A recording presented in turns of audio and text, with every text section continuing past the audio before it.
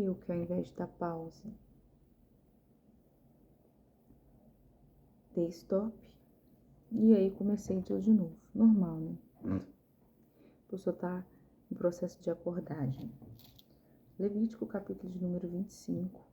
A gente vai falar a respeito aí do ano sabático, da importância da gente guardar, ter essa pausa, né? Pausa na vida, pausa na correria do dia a dia, pausa para a terra descansar, pausa para os escravos não continuarem trabalhando, pausa aí sobre muitas coisas. Então, bora lá. Levítico, capítulo de número 25, vai começar assim. Disse o Senhor a Moisés no monte Sinai: Fala aos filhos de Israel e dize-lhes: quando entrardes na terra que vos dou, então a terra guardará um sábado ao Senhor. 6 dias semearás o teu campo e 6 anos, 6 anos semearás o teu campo e 6 anos podarás a tua vinha e colherás os seus frutos. Porém, no 7º ano haverá sábado de descanso solene para a terra, um sábado ao Senhor. Não semearás o teu campo, nem podarás a tua vinha. O que nascer de si mesmo na sua seara, não cegarás, e as uvas da tua vinha não podada. Não colherás, ano de descanso solene será para a terra. Mas os frutos da terra em descanso vos serão por alimento, a ti, a teu servo, a tua serva, teu jornaleiro, ao estrangeiro que peregrina contigo, e ao teu gado, aos animais que estão na tua terra, todo o seu produto será por mantimento. Então fala que durante 6 anos deveria se plantar, se colher, mas no 7º ano haveria, do mesmo jeito que o Senhor descansou depois da criação, no 7º dia, deveria aí haver o descanso da terra, a terra teria que dar uma pausa, né? E aí nesse 7º ano eles poderiam se alimentar tranquilamente, mas antes disso, ainda não. E aí o verso 8 diz assim: Contará 7 semanas de anos, 7 vezes 7 anos, de maneira que os dias das 7 semanas de anos te darão 49 anos. Então, no mês 7º, aos 10 do mês, farás passar a trombeta vibrante, o dia da expiação. Fareis passar a trombeta por toda a vossa terra. Santificareis o ano 50º e proclamareis liberdade na terra a todos os seus moradores, ano de jubileu. Assim como nós, completando 50 anos, 50 anos não, gente, não tem 50 não. Completando 50 dias, hoje é o 50º dia, nós estamos na leitura também do 50º dia. Proclamareis liberdade na terra e todos os seus moradores, ano de jubileu vos será, e tornareis cada um a sua possessão e cada um a sua família. Deixa eu explicar o que é isso aqui. O ano da redenção, né, ou a lei da redenção de terras, melhor dizendo, era o que trazia justiça ali dentro do povo de Israel.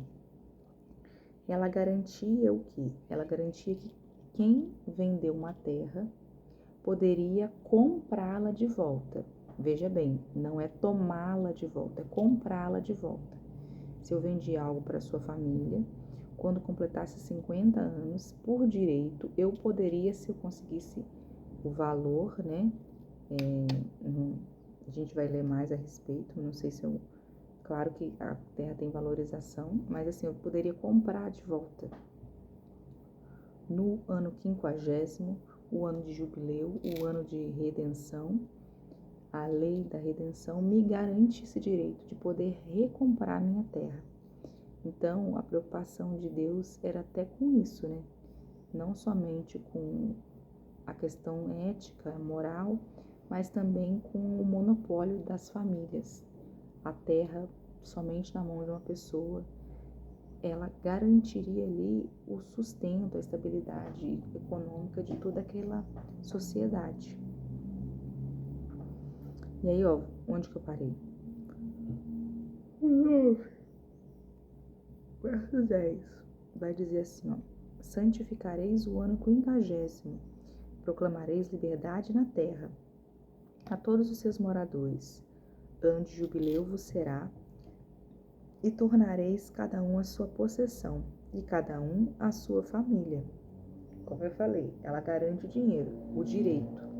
Não quer dizer que você tem que comprar de volta. Se você não quisesse, se você não tivesse estável economicamente, você poderia manter como estivesse. Mas a maioria das famílias, ela tentava manter dentro do legado aquelas terras na mesma família.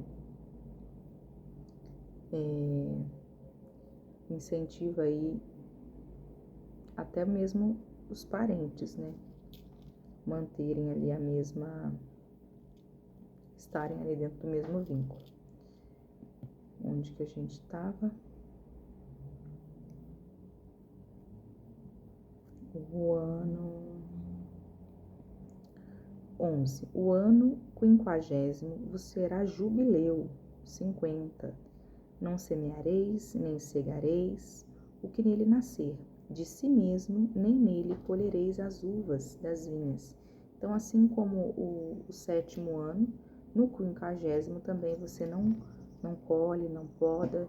Você estabelece também aí um momento de descanso para a terra.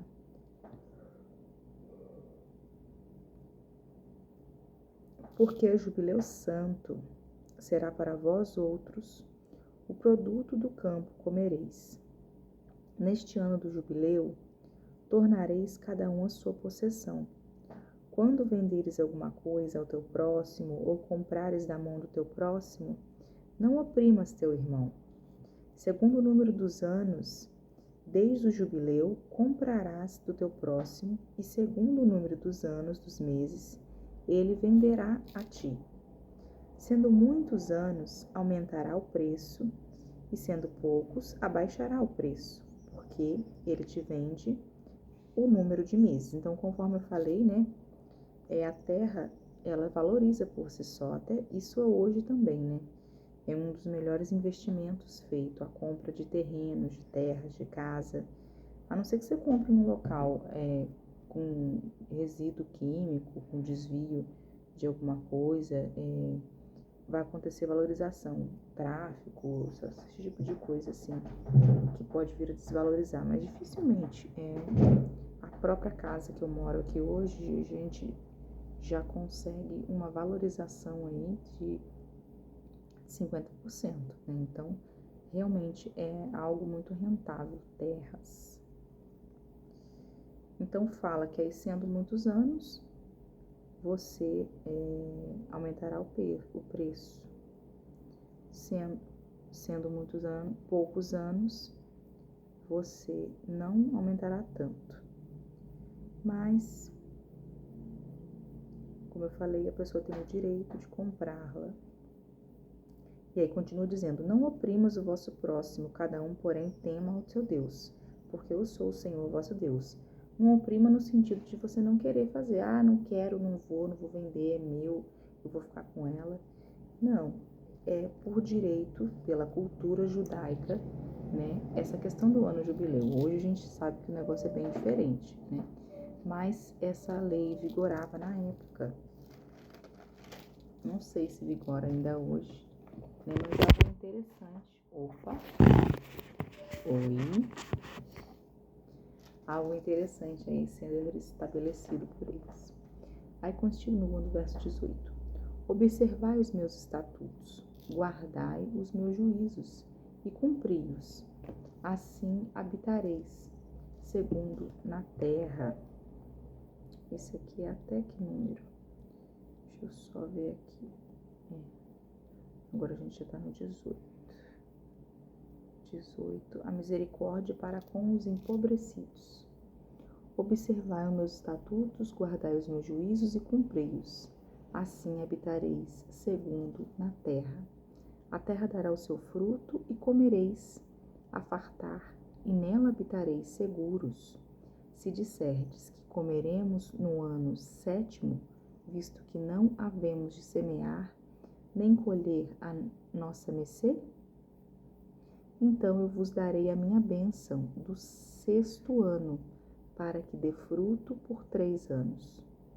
No 8º ano semeareis e comereis da colheita anterior, até ao ano 9º, até que venha a sua mercê. Comereis da antiga.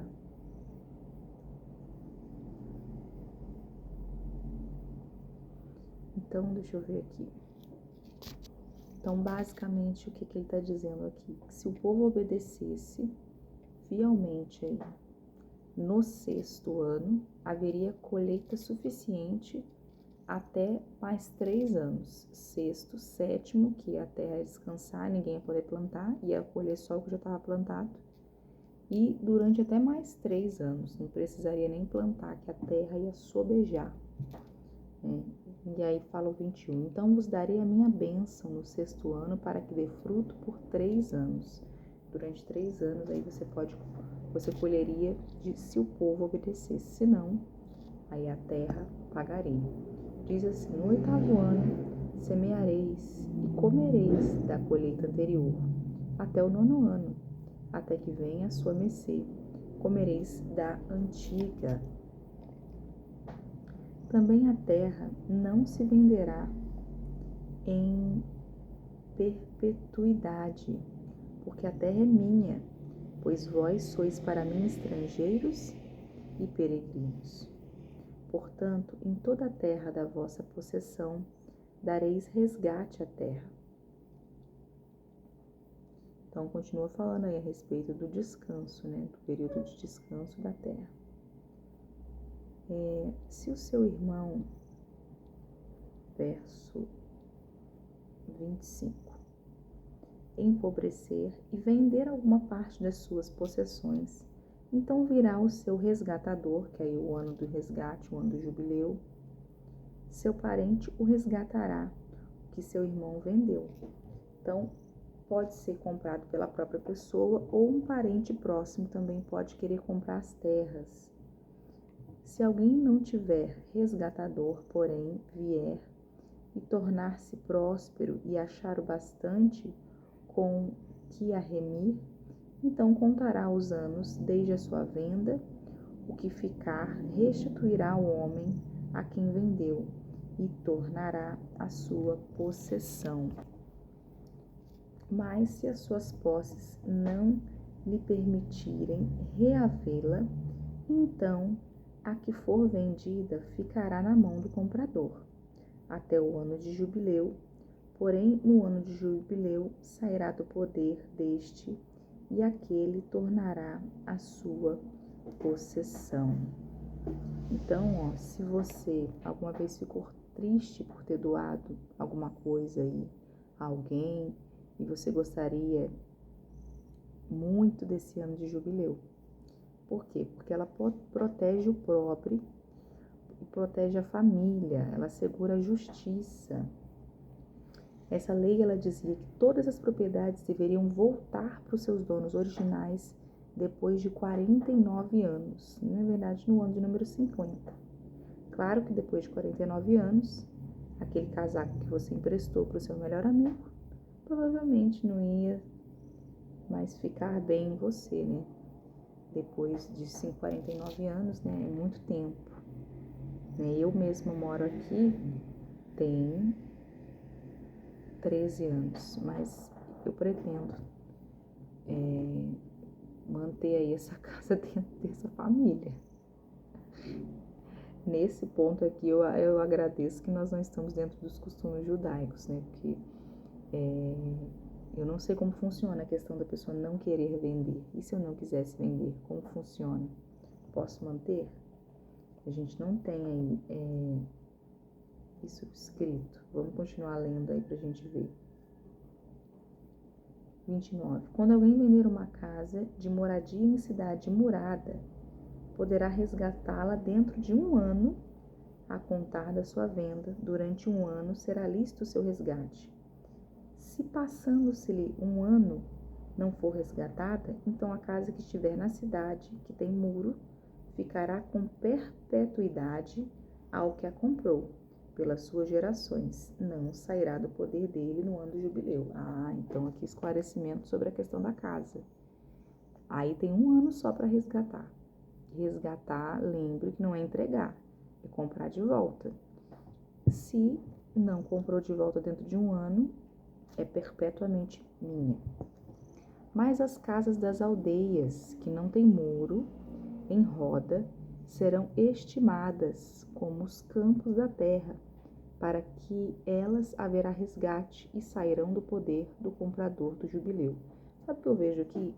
Casa sem muito cuidado. Se você não tem zelo, não tem cuidado por algo que é seu, você não mura, você não cuida. Então, se a sua causa não tem muro, a pessoa tem o direito do resgate, comprar de volta. Agora, se você tem um cuidado, zelo de fazer pelo menos um muro, aí já garante alguma posse, né? Dentro do período de 1 ano, hein? Então, é se esforçar aí nesse período de 1 ano para fazer um muro. Como eu falei, são leis judaicas do período do Antigo Testamento. Não são válidas no processo de hoje. Mas com respeito às cidades dos levitas, as casas das cidades de sua possessão terão direito perpétuo, porque os levitas são sacerdotes, eles vivem para gerenciar o tabernáculo e eles são sustentados pela própria comunidade, né? Então as casas deles são deles. Se o levita não resgatar a casa que vendeu, porque pode acontecer dele passar por uma situação em dificuldade de querer vender a própria casa, então a casa comprada na cidade da sua possessão sairá do poder do comprador no jubileu, porque as casas da cidade dos levitas são a sua possessão no meio dos filhos de Israel.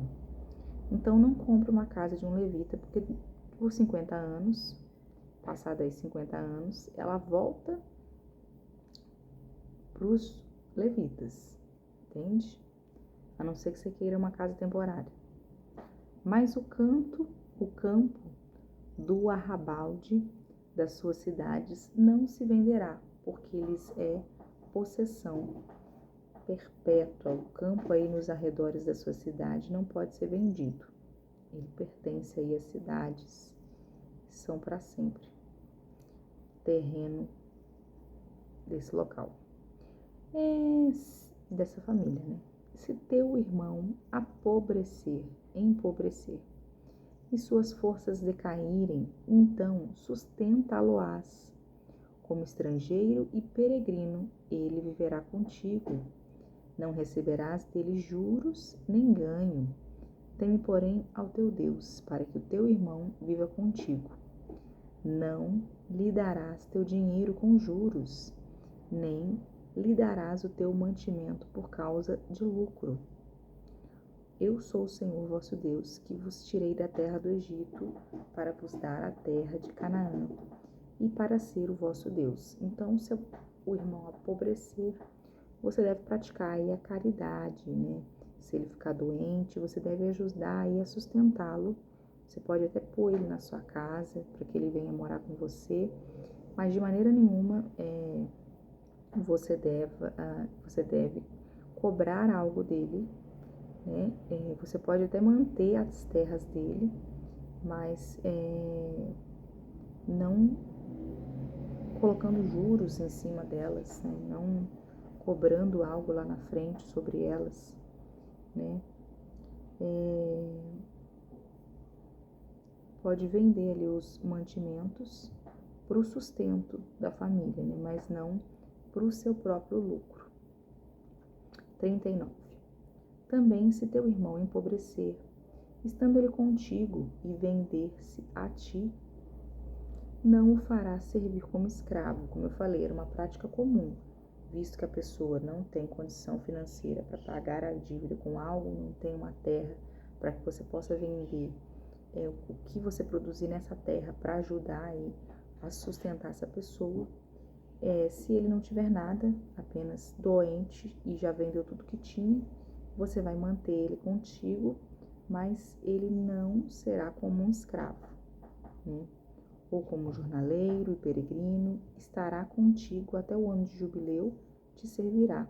Então sairá da tua casa, ele, os seus filhos com ele, e tornará a sua família a possessão de seus pais. Então, se você estava administrando aí os recursos de alguém que estava adoentado ou que estava em situação desfavorecida, se você conseguiu levantar aí os recursos dessa família, essa vinha, esse campo, no ano de jubileu, depois de administrar essa terra durante 49 anos, ela volta para sua família de início, né?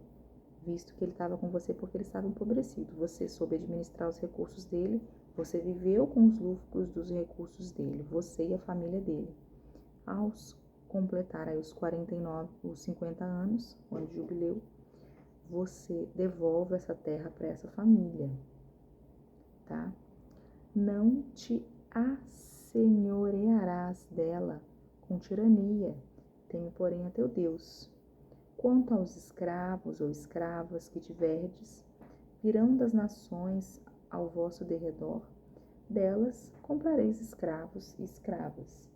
Então, o hábito de comprar funcionários, comprar pessoas para servir, para ajudar no campo, na casa, poderia sim ser comprados, mas somente pessoas de outros povos. Do mesmo povo, eles viveriam com você como se fosse um escravo, mas após aí o ano de jubileu, essa pessoa teria que retornar aí para sua terra de origem, para sua casa de origem. Também os comprareis dos filhos dos forasteiros que peregrinam entre vós, deles e das suas famílias que estiverem convosco, que nasceram na vossa terra, e vos serão por possessão.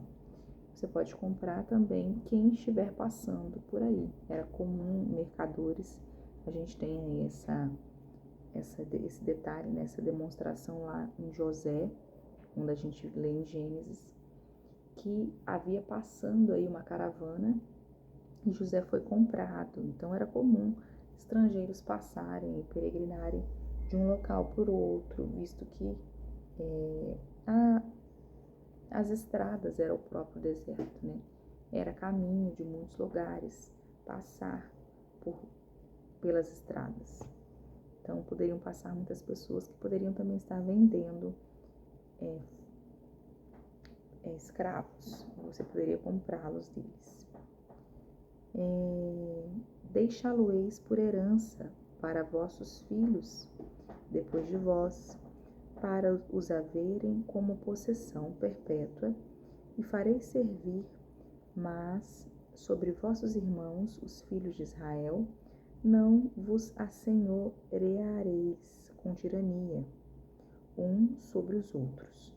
Quando o estrangeiro, o peregrino que está contigo, se tornar rico, e teu irmão junto dele empobrecer, e vender-se ao estrangeiro ou peregrino que está contigo, ou a alguém da família do estrangeiro, depois de haver se vendido, haverá ainda resgate para ele. Um de seus irmãos poderá resgatá-lo. Seu tio ou primo o resgatará, ou um dos seus parentes da sua família o resgatará, ou, se lograr meios, se resgatará a si mesmo. Então, a famosa carta de alforria, né? Um estrangeiro, um peregrino, ele também poderia adquirir riquezas, ele poderia ter salário, ele poderia produzir algo, poderia fazer um artesanato, ser bom em ferreiro, em alguma coisa em que ele poderia vender o seu próprio serviço. Com isso, ele poderia alcançar aí uma boa administração dos seus próprios recursos e ele poderia enriquecer-se. Então, ele poderia chegar a comprar a si próprio. Ou então, se alguém da família quisesse resgatar a vida dele, no ano de jubileu também poderia ser resgatado, ele poderia ser tomado de volta aí por um parente próximo. Com aquele que comprou, acertará contas desde o ano em que se vendeu e ele até o ano de jubileu. O preço da sua venda será segundo o número dos anos, conforme se paga a um jornaleiro. Deixa eu ir atrás disso aqui, peraí. Então, a gente repetiu várias vezes a palavra jornaleiro. E eu tô aqui tentando entender com os meus botões que raio de jornaleiro é esse. Então, aí agora eu fui pesquisar, né? Jornaleiro, ele era um trabalhador que recebia pagamento por cada dia de trabalho. Nada mais é hoje para nós um diarista, né? Ele não tinha um compromisso mensal, ele também não era um escravo, ele é um homem que podia trabalhar para você todos os dias. Ah, hoje eu vou aí cortar sua grama. Cortou a grama, recebe aí pelo dia de trabalho. Então, um jornaleiro é um diarista, né? Que legal, né? Aprendendo aí com a Bíblia. Eu vou até marcar aqui no meu. Então, para você vender, o preço de sua venda será segundo o número dos anos, conforme se paga um diarista, né? Então, você deveria calcular aí o escravo conforme você paga um trabalhador que trabalha para você por dia. Então, de acordo com os dias que ele trabalhou, ele valeria mais ou valeria menos. Eu não sei quanto que vale um escravo, né? Na época de Jesus, não sei nem se tem essa informação aqui, né?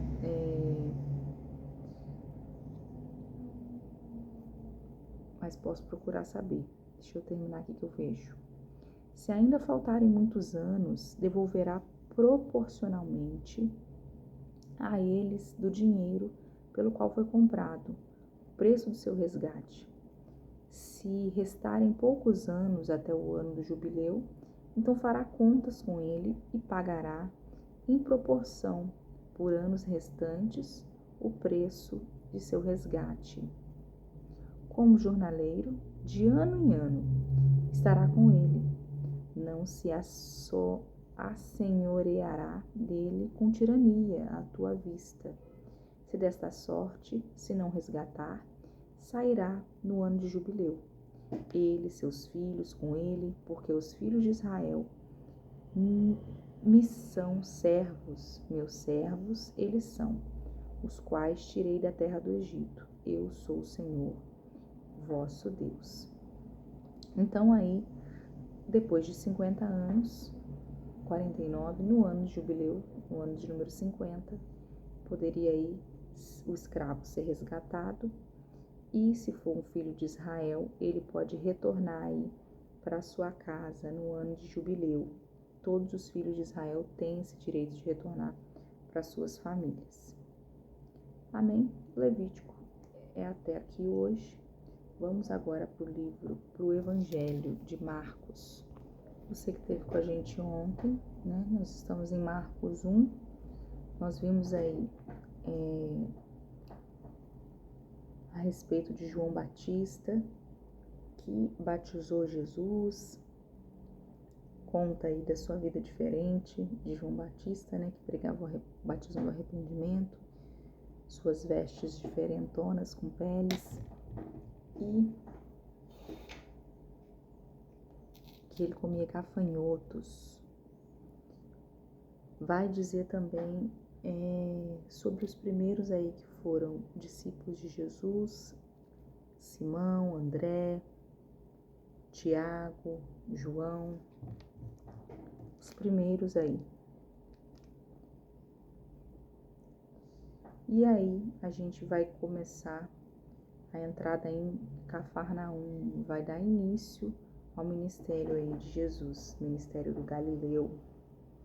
Verso 23 hoje, vai dizer assim: Não tardou que aparecesse na sinagoga um homem possesso de espírito imundo, o qual bradou: Que temos nós contigo, Jesus Nazareno? Vieste para perder-nos? Bem sei quem és, o Santo de Deus. Mas Jesus o repreendeu, dizendo: Cala-te e sai deste homem. Então o espírito imundo, agitando violentamente e bradando em alta voz, saiu dele. todos se admiraram a ponto de perguntarem entre si: que vem a ser isto?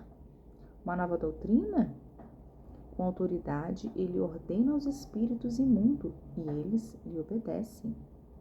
Então ele expulsa aí na sinagoga, né? E eles ficam assim, meio atordoados.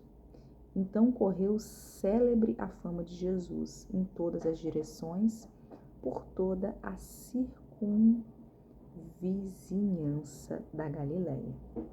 Aí começa a fama de Jesus aí com essa primeira cura. E saindo eles da sinagoga, foram com Tiago e João diretamente para a casa de Simão e André. A sogra de Simão, que aqui é Pedro, tá? Só para você saber, achava-se acamada com febre, e logo lhe falaram a respeito dela. Então, aproximando-se, tomou-a pela mão, e a febre a deixou, passando ela a servi-los. Então, como eu falei, né? Marcos, ele fala bem batido as coisas, ele fala bem rapidinho. Aqui já é a cura da sogra de Pedro, bem rapidinho. À tarde, ao cair do sol, trouxeram a Jesus todos os enfermos e endemoniados. Toda a cidade estava reunida à porta, e ele curou muitos doentes de toda sorte de enfermidades. Também expeliu muitos demônios, e não lhes permitindo que falassem, porque sabiam quem ele era. E está dizendo que Jesus não permitia que os demônios ficassem debatendo com ele, né? Logo, ele expulsava e eles ficavam libertos. Tendo-se levantado alta madrugada, tem uma música, alta madrugada vai, já estou deitado, mas ouço Deus me chamar. Depois eu ponho. Saiu, foi para um lugar deserto e ali orava. Procuravam-no diligentemente, Simão e os que com ele estavam. Tendo-o encontrado, lhe disseram: todos te buscam.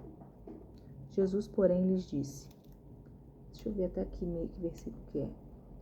Vamos a outros lugares, às povoações vizinhas, a fim de que pregue também ali, pois para isso é que eu vim, para pregar as boas novas a cada um deles. Até o 45. É tudo. Cadê?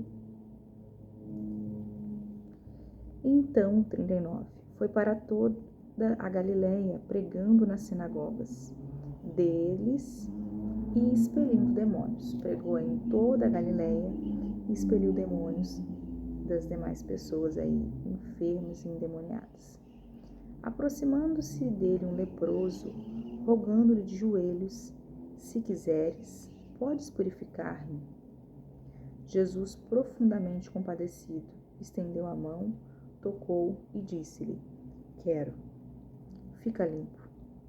No mesmo instante, lhe desapareceu a lepra e ficou limpo. Fazendo-lhe então veemente advertência, logo o despediu e lhe disse, olha, não digas nada a ninguém, mas vai, mostra-te ao sacerdote e oferece pela tua purificação o que Moisés determinou para servir, de testemunho ao povo.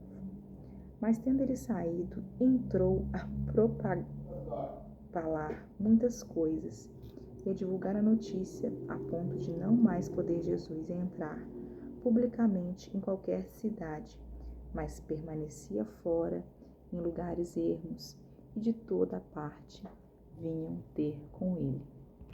Então, depois dessa cura desse leproso, não teve jeito, né? Ele ficou famoso publicamente, né? Ele acabou tendo que ficar pelas beiradas, né? Ele já não podia mais ir aos lugares sem que as pessoas identificassem ele. depois ele curar esse leproso aqui, ele ficou altamente conhecido. Aí a fama dele foi se espalhando. Hoje, o dia de número 50, nosso dia 50º, nosso parabéns hoje. Completamos mais esse dia. Finalizamos hoje o dia de número 50. Permaneça firme, permaneça na altura, permaneça, não desista. Beleza? É isso. Espero você amanhã no dia de número 51 e até a próxima. Tchau!